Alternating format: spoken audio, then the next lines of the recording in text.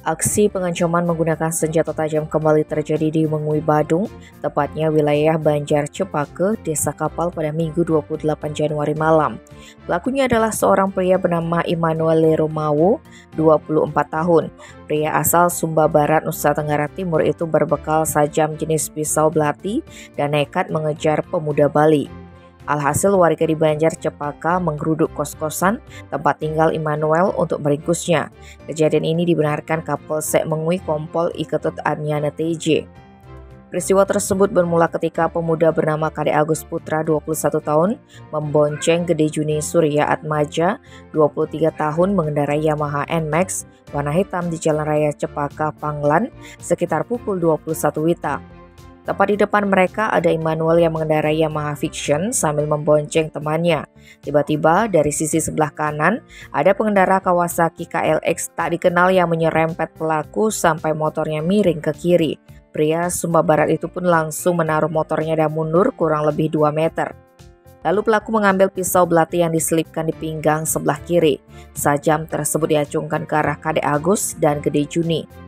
Pelaku merasa marah karena mengira pengendara Yamaha NMAX yang berada di belakang pelaku adalah rombongan atau teman pengendara Kawasaki KLX yang menyerempet pelaku.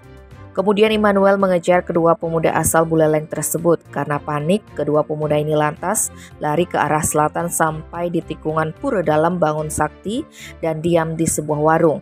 Berselang 15 menit kemudian kedua pemuda ini kembali ke utara. Mereka mendapati sudah ramai warga di sekitar tempat kejadian karena mendengar ada keributan. Sedangkan pelaku sudah kembali ke kosnya di Banjar Cempaka untuk menyembunyikan pisau belatinya. Lalu insiden ini dilaporkan pemuda Bali tersebut ke Polsek Mengui. Warga yang selama ini sudah resah dengan berbagai kasus kriminal di Bali pun menggeruduk kos Immanuel. Tim Opsnal Reskrim Polsek Mengui juga segera melakukan penyelidikan dan datang ke tempat tinggal pria Sumba Barat itu untuk mengamankannya bersama warga.